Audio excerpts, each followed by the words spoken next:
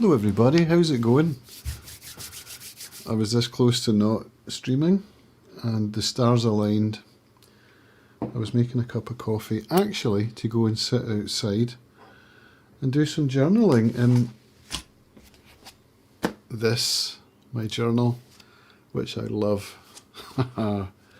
That's a leather cover I got from Etsy, and look at all those beautiful pages. Beautiful pages of writing with a fountain pen, which is one of my favourite things to do. And seeing this weather when you get to sit outside, it's just the best. So I think I'm maybe halfway through this notebook. The notebook itself is from Galen Leather in Turkey. It's a Tomoe River paper, so it's really thin paper, and it's fountain pen friendly paper, which is the important thing about it, and it's such a joy to write on with a fountain pen. Honestly, the way that the ink pools and dries on the page is so satisfying. Good morning, Angus, thank you for joining. Willow says hi as well. Nice to see you, thanks for joining. So I'm going to shout out a friend of mine who last week was the only person to notice that I didn't stream, and in actual fact when I was thinking I'm not streaming today, he came into my mind, and he's what you would call a fan, because his name is a fan. That's actually his name. He's in India and he's one of the part-time YouTuber Academy pupils from cohort 1, and he's a video editor, he's a content creator, he's a podcaster, and he's doing well. He's an inspiration, and he wrote to me last week and was like, dude, where was your stream? And I was so touched because, I don't know, I've been in a bit of a, would I say a bad place? No, I wouldn't say a bad place. I'm just questioning whether the stream is something I want to be doing, partly because my time of 10 AM, which I chose back in November, falls squarely in the middle of my 9 till 11 power hour, which is run by some of the pupils from Part-Time YouTuber Academy. It's a group of creators that have stayed together since Part-Time YouTuber Academy and built up a platform called We Only Know What We Know. And it's a great little group, incredibly supportive. And yeah, the power hours we run from 9 till 11 at weekends, they're very useful. Now 9, this is something I'm going to get to actually, is morning routines, but 9 o'clock is a good time. It's a good time for weekends. Let me just quickly show you my fountain pens since I brought them up. This is my little pouch that I sit out on the porch with, and in the pouch is contained, how many is that? 1, 2, 3, 4, 5, 6, 7, 8 fountain pens. This one's my favourite. So this is a Waldmann Edelfeder, so German obviously. I don't know if you'll make it out, it's got a little feather on the top, and it's actually sterling silver, and it's such a joy to write with. I don't know how close I can get to that. There you go. So it has a broad nib, and it puts out a lot of ink. It's really delightful. And I'm using glitzy pink, which is a lot nicer than it sounds. It's a beautiful colour of ink with little shimmering glittery bits in it, and that's my favourite one. The Edelfeder means something feather. There's Eric. Eric's interested in the fountain pens. Good morning, Eric. Thank you for joining. It's lovely to see you. So that's a German fountain pen. Now, German nibs tend to run a lot wider than Japanese nibs. Speaking of which, my second favourite pen is this Platinum 3776, which isn't going to focus. There you go. So it's like a cigar-shaped pen. And this is I think it's a broad nib as well. Yeah, that's a broad nib.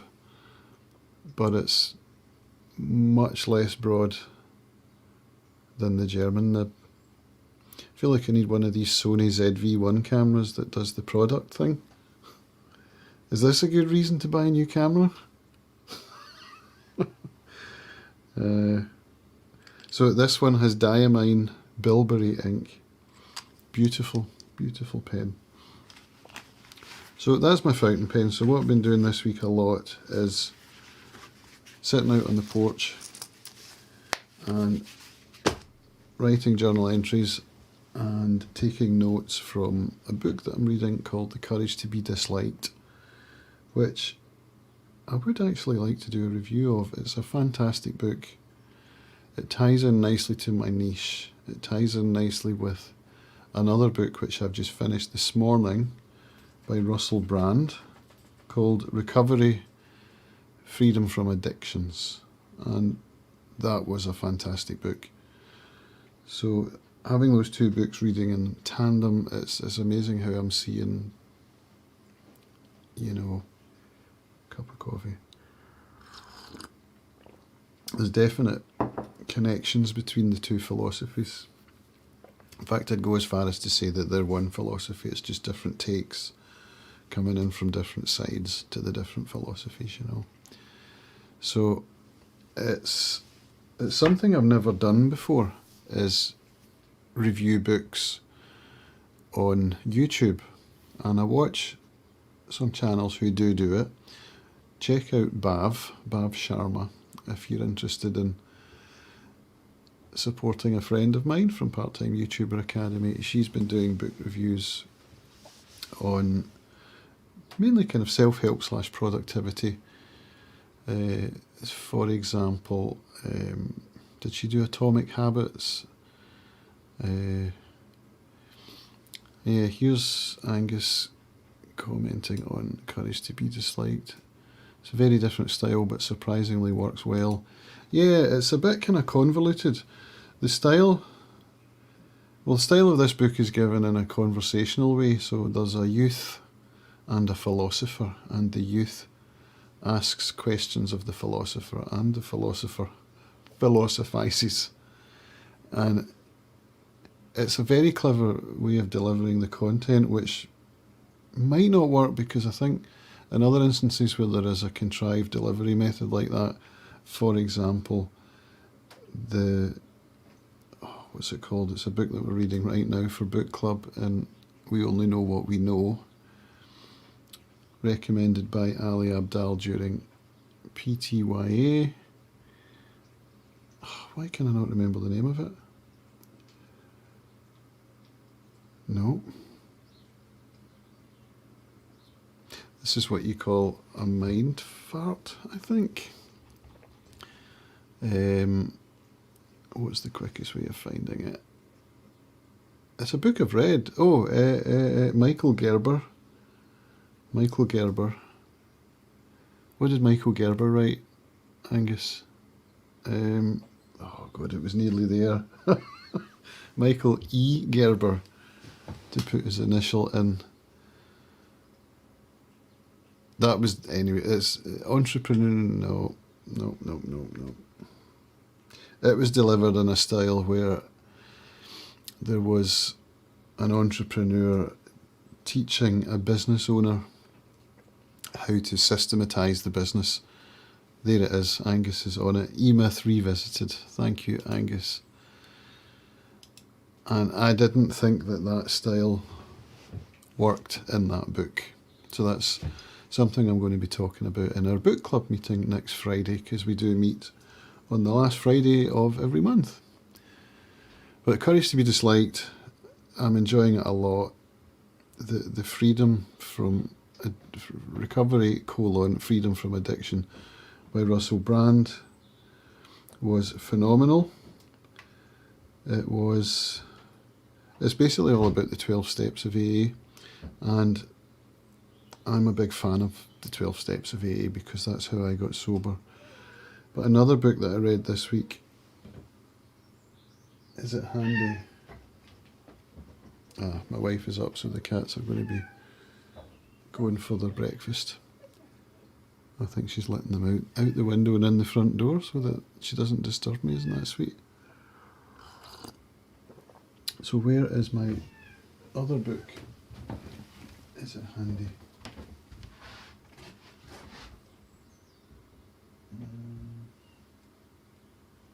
There. Yeah, this one.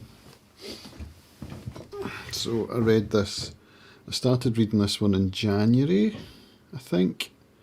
Just finished it now. It's quite academic, and it inspired me to, well, actually when I started doing it, it inspired me to consider writing my own book, because this is the first book I've read that is anti-AA, which I found fascinating, and I tried to read it with an open mind. That didn't really work. Do you know what I mean? So this was the first time where I'd used Rome Research to take notes, and this week, Monday or Tuesday, I went through those notes and started planning a video. I would like to do a book review, and that's what I was saying. I've never really done a book review video before, but what's happening as I'm writing my script is that it's actually not a script, it's more of an essay. And this is me, I suppose, falling back on skills that I learned at university when I was having to write essays on literature, which is kind of what this is. And one of my favourite YouTube people from We Only Know What We Know is Priyanka, and she writes essays and then makes videos after having done the research and done the writing. I thought maybe this is an interesting way to make a video. I don't know, it's a work in progress. We'll see where it takes me. It's possible that I could write a book about this. I would like to do that at some stage. And having just listened to Russell Brand's book, I'm kind of thinking, well, he's just done what I would have done. But he doesn't have my voice, he has his voice. So I need to come at this from the angle of abundance and not scarcity. And that's one of the things I've learned about from reading his book, ironically, is that, you know, coming at things with no ego, freeing oneself from self is the ultimate goal, because I am not self. And this also came up in another book that I just finished. Why is my memory so bad this morning? I should have notes. I should plan what I'm going to say on these things, shouldn't I? The War of Art. I just finished The War of Art last week. So all of these books are kind of circling around my ideas, and it's interesting how a lot of my beliefs they're being consolidated, they're being elaborated upon. They are, well, in the case of this one, it's given me an alternative view, which helps me to consolidate my own views. And this is saying that AA is a cult, which it might well be, but that doesn't make it bad, I suppose, is my conclusion. Because, I mean, my goal of attending Alcoholics Anonymous was to stop drinking. And I did stop drinking. It's been 15 years, nearly 16 years. So, you know, who cares if it's a cult? Brainwashing? I needed to be brainwashed, because Clearly what I was doing before wasn't working.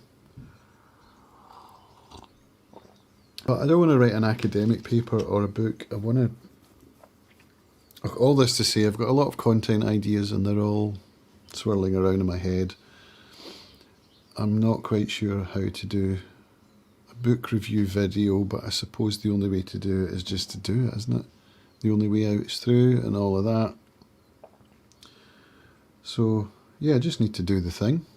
Just do the thing, Cams. So Angus has a question.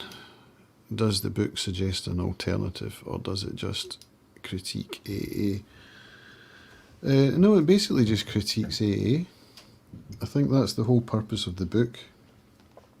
This is Behind the Myth of 12-Step Recovery is the subtitle. So it talks about how AA's primary purpose is recruitment. It's basically what it's saying, and you know, that hasn't been my experience at all, in the slightest.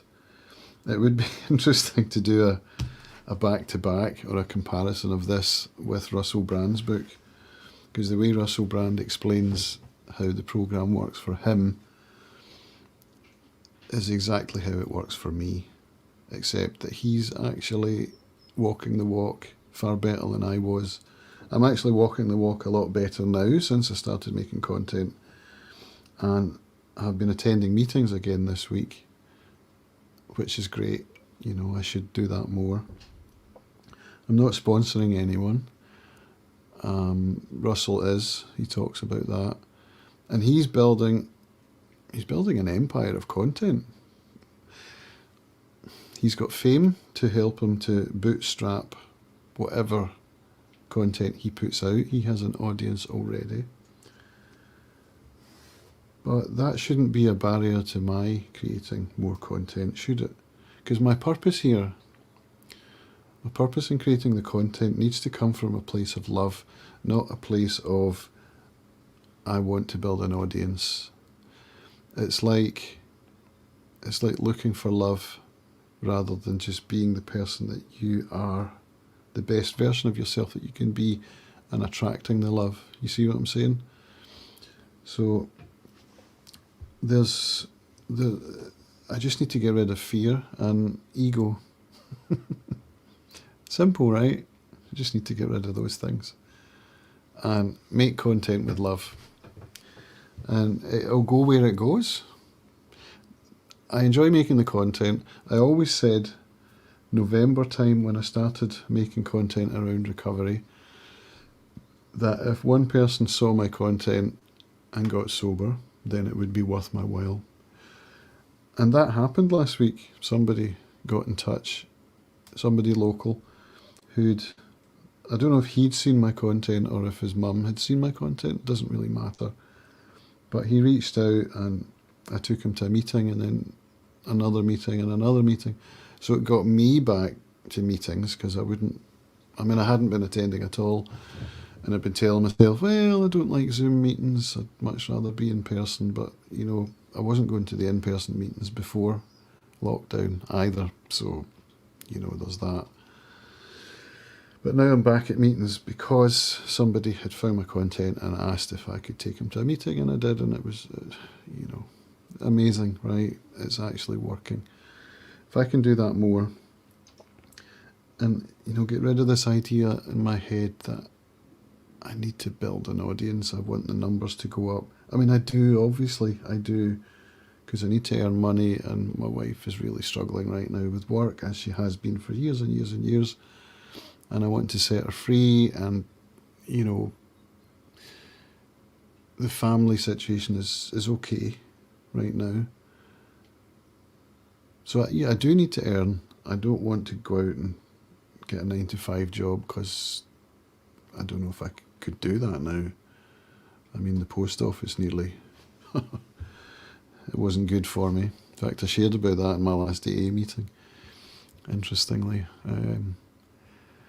I'm on a path to becoming the best version of myself, and making content is helping me to do that. And making content has got me back into AA. It's got me back into the recovery space. It's got me thinking about who I want to become, the person I want to be, how to be that person. It's made me much more aware of when I'm not acting in a place, from a place of love. I was going to say in a programmy way, but I mean the AA program it's a program for life that does not necessarily apply only to addicts or recovering addicts. It could apply to everybody in the world, which is why we have the concept of the grateful alcoholic, because we have this program, this way of living, this blueprint for life that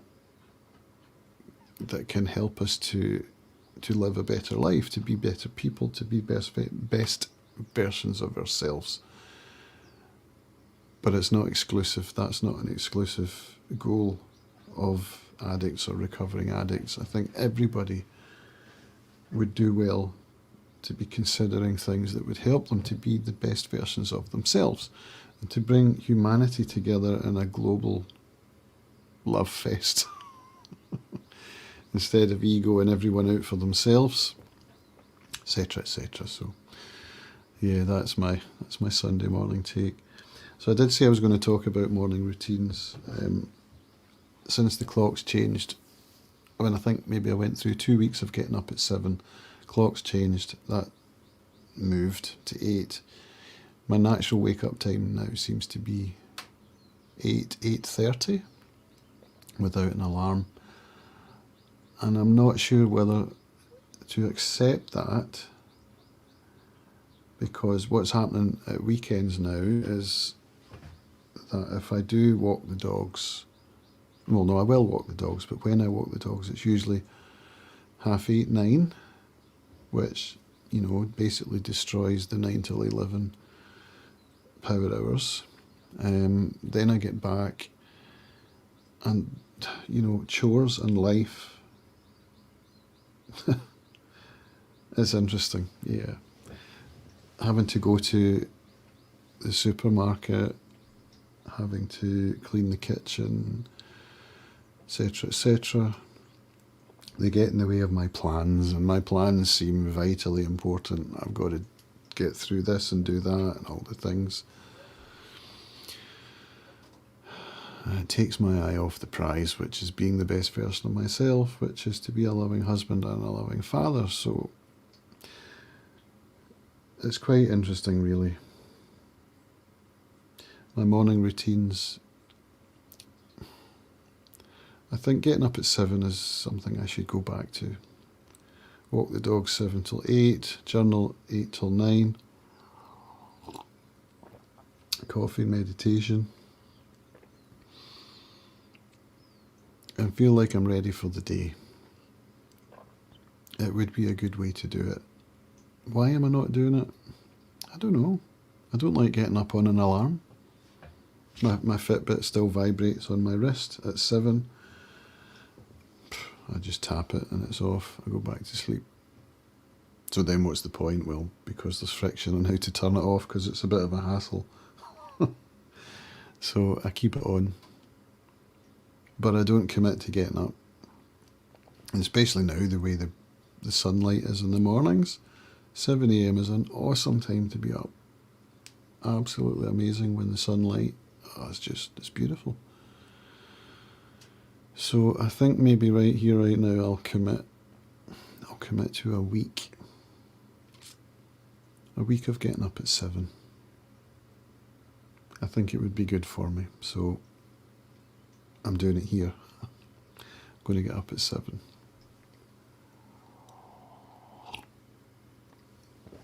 How are we doing for time? I've got 5 more minutes. So yeah, this has been an interesting chat, actually. I don't know if haven't come to any conclusions, but you know, I've got ideas. So I will finish with some guitar chat. My guitar practice has been slipping and sliding a bit. My Dragon's Back practice with Will McNichol's fingerstyle piece, I've kind of stopped showing up for that. Not sure why. But I have been playing. I've been playing flat picking guitar which I'm really enjoying. Going back through some Steve Kaufman parking lot pickers material, and just really enjoying the sound of my guitar with the flat pick. It's been great. And I've been teaching on Zoom. I have a pupil in Canada who found some content on YouTube, asked about learning a song, so I've been teaching him. That's been going remarkably well, actually. And there's something interesting there to talk about because, you know, to go back to my discussion about being the best version of myself, what I'm experiencing now is that on my Saturdays, we have our lessons tend to be at 1 on a Saturday afternoon. And I'm finding myself not getting up at 7. So when I walk the dogs, it's like 8:30, 9. I'm back for 10. Breakfast is 11 till 12. Prep time is 12 till 1. So there's really no time for pretty much anything. It feels like it's not worth starting anything, you know, and that makes me resentful. And then I think, oh, I wish I wasn't teaching. And I mean, there's no anxiety about the teaching. It's not something I'm fearful of like I used to be when I started teaching. So that's not a factor. It's just the resentment that how can a 1 hour in the middle of the day lesson seem like it's spoiling the whole morning? And it isn't. So I had a good chat with my son about this because he's got the very same temperament that I have. So I had a good chat with him about how I want to be a better father. And here's an example of what happened this morning, which was everything I've just explained. And then I got to lesson time. And it was brilliant. I loved it. It's the same as with my coaching. When I'm teaching and when I'm coaching, it's not something that drains me of energy. It's something that feeds me with energy, which surprises me. It's something that I did not expect. But this has been the case if I look back to when I was in the midst of my clinical depression, 2018 into 19, or was it 19 into 20? I think it was 19 into 20. And I remember having a pupil booked to come to the house, and before the lesson, I mean literally up till 10 minutes before the lesson, I could be lying over there on the sofa feeling like, you know, absolute death, and then going through with it, sticking with the commitment, which was a big thing when all I felt like doing was just sending a text and saying I'm not well, don't bother. But I didn't do that. I stuck to my commitments. And then someone would come to the lesson and I would find that it took me out of my own head. I got back into the rhythm of life. I'm actually good at guitar. I'm good at teaching. So those things, they came out. And by the time the pupil left, I was actually, you know, fully energized, feeling the best that I'd felt in ages. So when last week I was feeling like, oh no, I've got this lesson, why have I got it, you know. When it got to the lesson, I felt amazing after it, and I went and told my wife, and she was like, I told you. I was like, I know.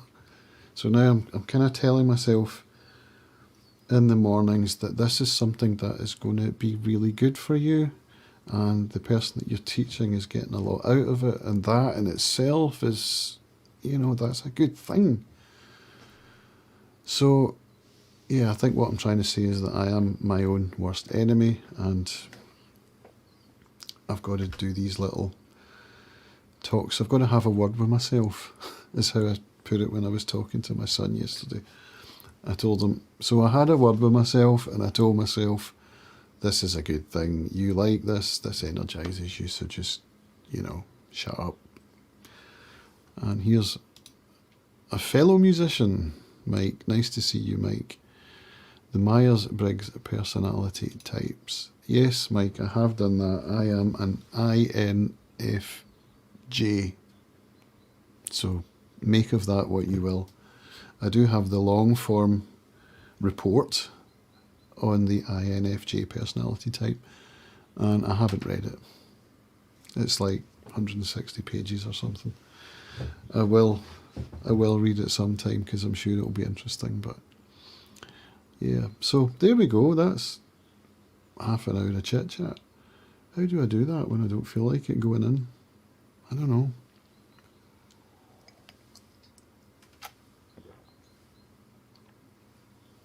So, coffee finished. I might go and sit outside now with my pens, my notebook, do some journaling, and then I'm going to be working on some coursework for a course that's being run by a friend of mine, another part-time YouTuber Academy alumnus, about building an anonymous YouTube channel. So that's exciting. Thanks for watching. Thanks for tuning in, Ian, over on the mainland, the big bad mainland. Hope you're doing all right. I'm going to go and get on with my day, and I hope that you all have a wonderful day wherever you are. Speak to you soon. Bye.